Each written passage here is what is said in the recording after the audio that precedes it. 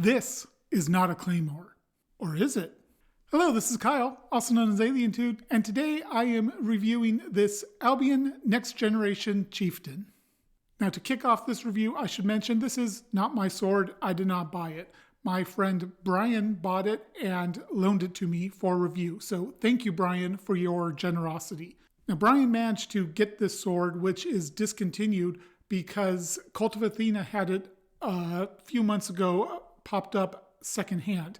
And he was able to buy it because he's a member of this channel and he subscribed to my Albion stock notifications. If you're not familiar, I am quite good at noticing when Kult of Athena has new Albions in stock, and members of my channel can opt in to receive emails when I see those Albions.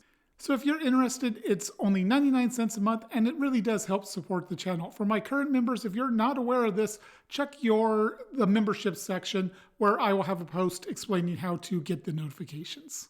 So this sword, when new, sold for $1,540, but like I mentioned before, it is discontinued. Albion originally planned to make 1,000 of these over the course of many years, but they canceled the model relatively early in its development, I think mostly because of the complexity of the crossguard. They had a lot of problems with casting the crossguard and keeping it up to their standards, and that's why they canceled it. I believe it was canceled somewhere around early 2016. So really the only way to get one of these is to find one available on the secondhand market, and that's not very common. I think in the past few years, I've seen a total of 3 change hands. And obviously, I don't know every single sword that changes hands. But, I have a pretty decent finger on the pulse of the secondhand market of sword buying. And chieftains really don't come up very often. Around the same commonality as the Connect and the Gallo Glass, 2 other very highly sought after Albion swords that are discontinued. So historically speaking, this is an interesting sword. The blade itself is very typical of a type 13A sword with the broad blade, fuller that runs about 2/3 of the length, a fairly rounded tip, and not a whole lot of profile taper. These swords would have been seen in around the 13th to 14th century. But in this iconic configuration with the quatrefoil crossguard, upswept crossguard, the langettes even, it's very much, it harkens to the later medieval Scottish Highland swords, which were more of late 15th to early 16th centuries. Today, most people would refer to this type of sword as a claymore. That is a rather problematic term. The word claymore itself is an anglicization of a Gaelic term, which I will put on screen up here because there is no way I will pronounce it properly. And that term generally translates to greatsword or big sword. There is debate about when that term was starting to be used and to what swords it was referring to. Some people think it was referring to these big 2-handed swords.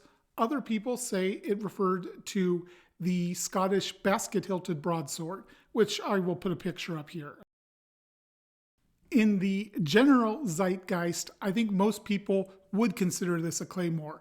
In the sword collecting community, I think the general consensus is more on the basket-hilted broadsword side, but there's no real one answer because naming swords is more of a modern thing than a historic thing. And in fact, there's several other Gaelic terms that could apply, and I am not going to try to pronounce them. I would butcher them.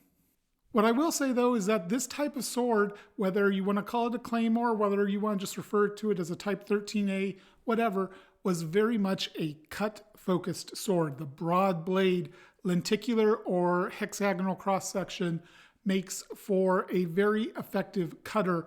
And then the tip, which can be even more spatulate than this, is not nearly as good of a thruster as other more acute tips, but it does also open up the ability to do tip cutting.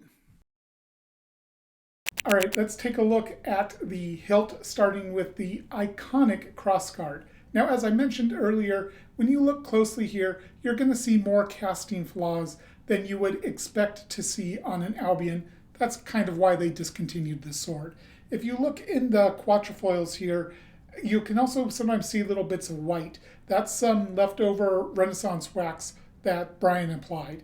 Personally, I think it's a good idea to use Renaissance wax there. Getting oil into these holes here and maintaining that oiling would be an absolute nightmare. It has quite a bit of dimension to it. These are not just flat bars. It's got some taper to it, and they are hexagonal in cross section. And there's these really cool looking langettes here, which is one of the more iconic pieces of the crossguard, that and the quatrefoils. I really like the detail you've got here with some decorative carvings in here. Now, when Brian got it from Kult of Athena, one of the langettes was actually sticking out to the side just a little bit. I don't know if it came that way from Albion or if that came about from the previous owner. As I said, Brian bought this from Kult of Athena when they had it secondhand. But he decided to take a C-clamp and just very gently and carefully apply some pressure and bent them back to pretty much perfect. So good job on that, Brian. The langettes do make looking at the gap in the guard pretty difficult. It looks pretty small, as you typically see on an Albion. The overall finish on the crossguard is also typical for an Albion, with a nice satin that still shows some grind lines on it. The grip is dyed either a dark brown or an ox blood that has darkened a little bit from use. It's hard to say which it is. It's got 7 different risers spaced evenly throughout, and these are all very well done, very crisp, and really help you get a sense of where the sword grip is in your hands. It's also got quite a bit of dimension to it. It's, at first glance, just looks like a pretty simple grip, but it's wider here than it is thick, and it tapers in pretty much all dimensions down to close to cylindrical, but not all the way right here at the pommel. As you'd expect from an Albion, the transitions from the leather to the pommel and crossguard are pretty much perfect. They have great transitions here. The seam on the grip wanders around a little bit more than you would typically see on an Albion, but no big deal. And it's not noticeable by touch at all. I can only see it when I look for it. Overall, while it's a relatively simple looking grip, it's very effective, and I think it looks nice too. The pommel is an oakshot type J, and at first glance, it looks just a little bit small for this sword. And there's 2 things I want to talk about there. First off, the crossguard is pretty big and hefty, so that's pulling weight back into the hilt by itself and affecting the point of balance. So that can help you get away with a slightly smaller pommel. Secondly, while it looks in profile a little small, if you look at it like this, it's a pretty thick and beefy pommel actually. It's got the central bosses here stick out quite a bit, and that kind of makes up for the fact that it's not maybe quite as wide as I would typically think, and it works, so that's what's important, right? Now, if you look closely at the pommel, you are going to notice some small bits of patina here and there, and that's just something that's going to happen a lot on secondhand swords.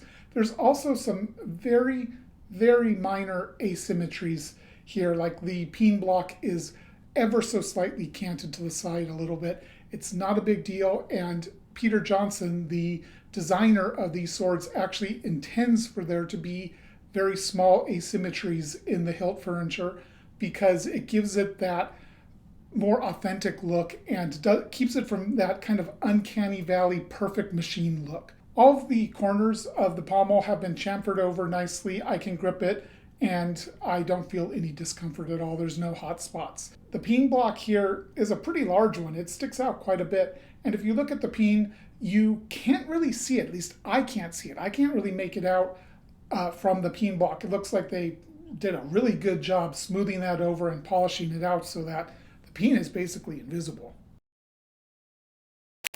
And now it's time to talk about the business end, the blade. As always, here's my measurements. So this is a long blade at just under 36 inches long, and it starts at over 2 inches wide and exhibits very gentle profile taper down to about 1.5 inches. It's balanced at 5 inches, and the center of percussion is around 23.5 inches, a little past the fuller. The blade starts at 5.3 millimeters thick, tapering quickly in the first 6 inches down to 4.3 millimeters, before slowing that distal taper down and gradually tapering down to about 2.5 millimeters near the tip.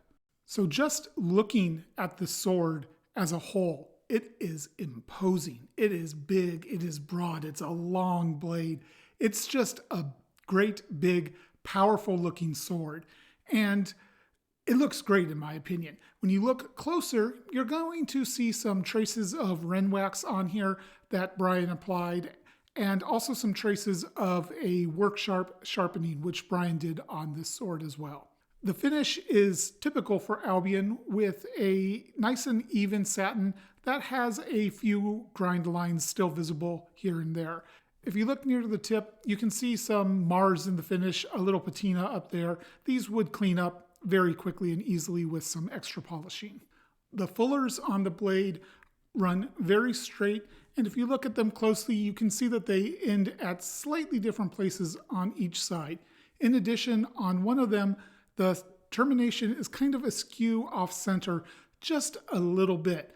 And lastly, the edges as they transition into the termination are a little bit wonky. These are very minor complaints. I wouldn't even necessarily call them complaints. Albion grinds the fullers in by hand with no jigs. So the fact that you rarely see this kind of slight wonkiness in their fullers is a testament to their skill at grinding. Some people are going to consider these flaws and be unacceptable at a sword in this price range. Whether or not you do, that's completely up to you. Looking down the length of the blade, I see absolutely no rippling at all, which is impressive because usually even on Albion, there will be a little bit of a ripple here or there, especially in the fullers. Sometimes there will be some, none here at all. I don't see a single ripple. And that's, again, a testament to the skill that Albion exhibits in their grinding. Now, the edge beveling is outstanding, as you expect from an Albion, with one smooth bevel. There is a slight secondary bevel here, but that is from Brian's additional sharpening with the work sharp, which no matter what you do is going to leave a little bit of a secondary bevel. It's pretty well done here though. It's not an obtuse secondary bevel and it should not impede the cutting at all. All right, let's test the edges on this sword with some paper cutting. Now, just like I mentioned in my previous review, this is not judging the sword on sharpness, especially because this is secondhand and has been resharpened like I mentioned before. What I want to do here is give context to the cutting you're going to see, because the level of sharpness on the sword is going to affect how well it cuts. So if a sword is too blunt to cut paper, but still cuts pretty well, that tells you the sword is probably a pretty good cutter. On the other hand, if the sword is able to cut paper easily, but doesn't perform very well cutting, that tells you that it may not be a good cutter. And all of that is also caveated by the fact that it's me doing the cutting. I'm average at best. You know, in the hands of better cutters, all these swords that I review would cut better. So let's take a look at the edge here.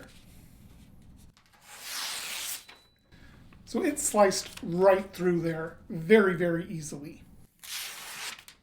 Very, very easily. I want to try the other edge now. All right, here is the other edge. All right, there it failed to start the cut, as did there. So it definitely looks like one edge is considerably sharper than the other. And that time I got it right through, so I think I hit a really good spot there.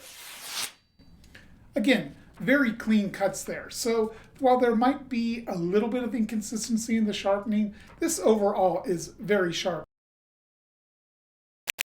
Moving on to cutting with this sword, Brian gave me permission to cut all of my normal targets with it. So starting with pool noodles. For the life of me, I could not get this sword to cut all the way through a pool noodle. And this surprised me. It's sharp enough to do it, and I think my edge alignment here was good enough. It's not perfect. I rarely have perfect edge alignment, but to me it feels like it should have been good enough edge alignment here to cut through, and I just was not able to do it. I don't know exactly why. My technique is probably the failure here, but for whatever reason, I could not get this sword to cut pool noodles. Water bottles, this sword is pretty damn fun to cut with. The lighter the target, the worse I was able to perform with it. I was able to get decent cuts with it on the small light water bottles I normally do, but no silence. But the bigger and heavier bottles I put up there, the more satisfying the cuts were with this. It devoured the big bottles, and this cut in particular on this oil jug was just incredibly satisfying, although I did overswing a little bit. And I also did a cut on this milk jug with an old t-shirt covering it. This is kind of a cheap way of simulating some cloth armor, because cloth, even a single layer of a t-shirt, is not particularly easy to cut. If your sword's not sharp, it's not going to cut through the cloth and into the target underneath. It'll end up just bashing the hell out of it. Well, this sword cut cleanly through the milk jug all the way, didn't get impeded by the cloth at all. It didn't cut the second part of the cloth after I finished the milk jug, but I'm not really surprised at that because there's nothing supporting it there. And I also did a little bit of thrusting with this sword on a very light water bottle. It thrust in easily, although I will say it's not nearly as accurate as, say, the Rithen hilted sword I reviewed 2 weeks ago, where I could place that point wherever I wanted. This one took more care and attention to get the point in the right spot. A lot of that's my technique, but it's also just a less thrust-focused sword. I also did a thrust on a syrup jug, which is very hard plastic, and it got in, but certainly not nearly as well as a more thrust-focused sword. Still, it can thrust. Now, as I used the sword, the more I cut with it, the more I realized this is a sword that is going to reward experience with it. I have never handled or used a sword that gave me that impression as strongly as this one. I feel like if I had the time to be able to really train with this sword and use it a lot, it would reward me and become an absolutely vicious cutter in my hands. I'm sure in somebody's hands who is more experienced and a better cutter, it would already do that. And to reinforce this, let's take a look at tatami. I got some good cuts on the tatami, and I also got some bad cuts. And if you look at my bad cuts in slow motion, you can see that every single time my edge alignment was off. And that's why it failed to cut. When I cut through, my edge alignment was on point, and the sword cut through the tatami like it wasn't there. I felt pretty much no resistance at all. So that just reinforces the point that this sword can be an absolutely vicious and monstrous cutter if you have the technique to use it. Personally, at this point, I don't. Not reliably, at least. I can certainly get some good cuts with it, but I can't reliably get good cuts because my technique's not good enough. The more I practiced with this sword, the more it would reward me and become, like I said, a vicious cutter. All right, let me walk you through my thoughts on how this sword handles. First thing I want to mention, you're going to see some marks on the blade. I recently did the measurements on it, and I haven't cleaned them up yet. And this is actually good because you can actually see right where the center of percussion is, where I measured it. And that gives you just a bit closer idea, I would think, of where it is. Now, this sword is a hefty sword. It is 3 pounds, just under 12 ounces. And it's balanced around 5 inches. I could actually see my spot right there where it's balanced. So around 5 inches from the hilt. And that gives it a good amount of authority in the cut. This is not an incredibly nimble sword. I can definitely feel the weight out there. With a 36-inch blade, it's got a lot of room for the weight to be out there. And the tip definitely you can feel the tip out there, but it's not like tip heavy. It's not dragging my arms through the cut. It's guiding my arms through the cut, definitely, but I don't feel like the tip is dragging me where I would kind of lose control of it and potentially even hit the ground or something. It's got a good balance to it overall. Theoretically, it's usable one-handed, but man, I'm going to get fatigued very quickly doing that. And like this, it does feel much more like the tip is dragging me forward than when I put that extra hand on here. When I get the change the lever points here, this extra hand really does help quite a bit with the way it feels. And the grip is about 7 inches long, and with that I can grip just the grip if I really bunch my hands together. But what's more comfortable is for my offhand to kind of grip the pommel just a little bit. It's not a lot, but it does grip the pommel a little bit, and the pommel is chamfered very well.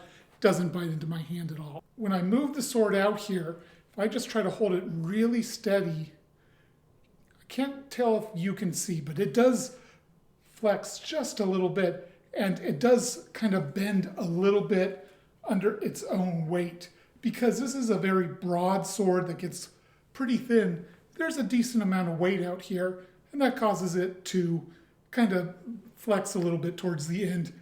And you can see, while it is flexible, it remains pretty stiff throughout most of the blade. And when I'm moving it around, I do notice the blade flex just a little bit during the cut. It's not a lot, but it is noticeable. Now when I can do double cuts with it, but it's not particularly easy. With a point of balance that's a little bit further out than what makes it easy to do that. If I'm trying to generate sword wind, I can get a little bit. I have to be careful. I can't go full speed in here. This is a large sword and I don't want to hit the floor with it, but I generate a little bit of sword wind with it, but it's a pretty quiet sword in my hands. Now, I don't really have many swords that are all that comparable to the Chieftain, but the one that I decided to compare it to is the Albion Principe. Now, these are very, very different swords with very different profiles, but the reason I went with the Principe is it's relatively similar in weight to the Chieftain. 3 pounds, about 12 ounces. This is around 3 pounds, 14, 15 ounces. I haven't measured it exactly, but from what I remember, that's where the spec is. So the most immediately noticeable thing about the Principe is that it feels lighter. Even though it's actually a few ounces heavier, it feels lighter. And that's due, I think, mostly to the point of balance being rather closer. That looks like it's about 2.5 inches.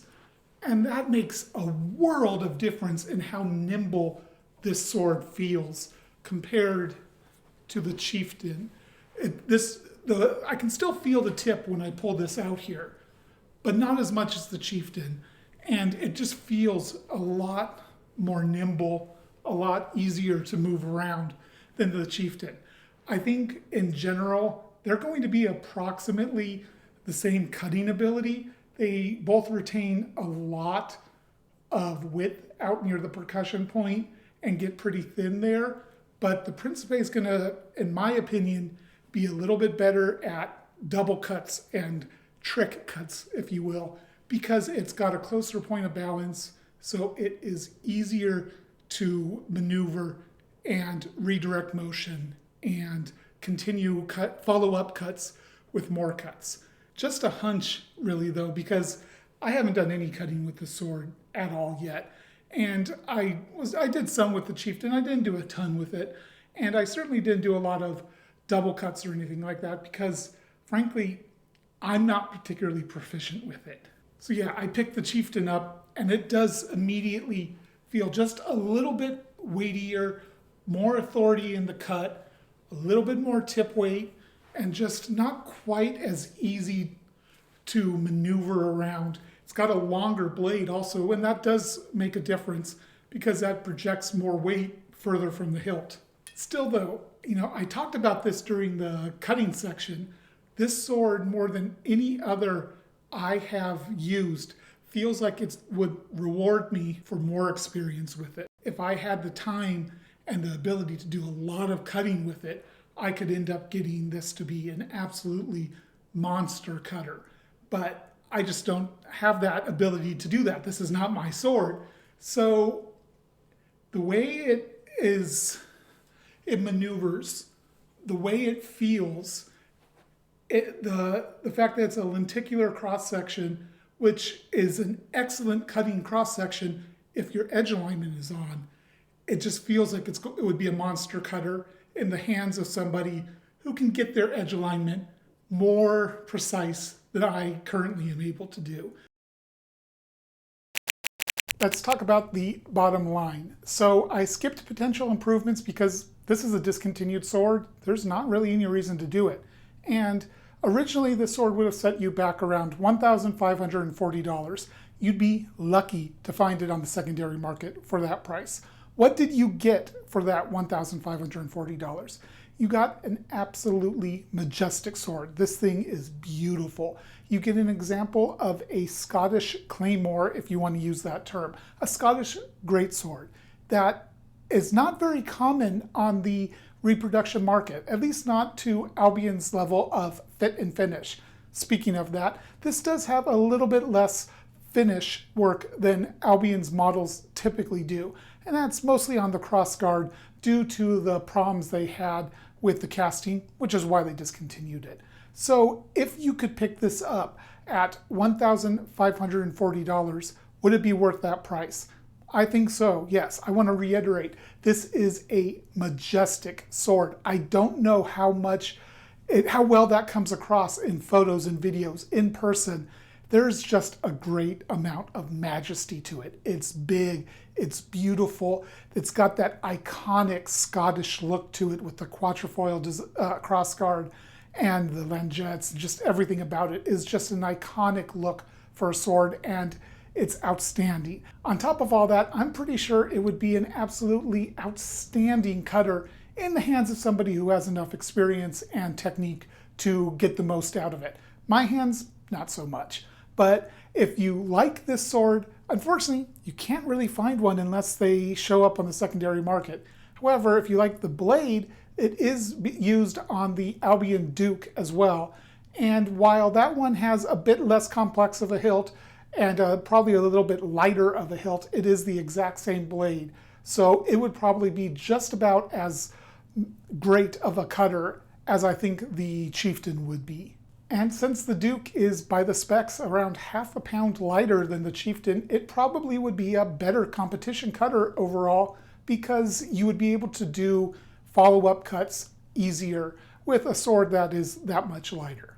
And that's going to wrap up this review. I want to give a huge thank you to Brian for allowing me to review this majestic and beautiful sword. It is highly appreciated. For my viewers, the next sword I'm going to be reviewing is the Albion Vassal, which is also on loan to me from Brian. So give him your thanks in the comments if you like these reviews, because it is incredibly well appreciated. If you're interested in potentially getting the opportunity to buy swords like this, then consider becoming a member of the channel. You might be surprised at how quickly I'm able to get notifications about Kult of Athena's Albions in stock. It's only 99 cents a month. But even if you don't want to do that, hit the like button, subscribe, leave a comment, do all the usual YouTube things to tell YouTube that you like the channel, you want to see it continue to grow. Until next time, Alien Tude out.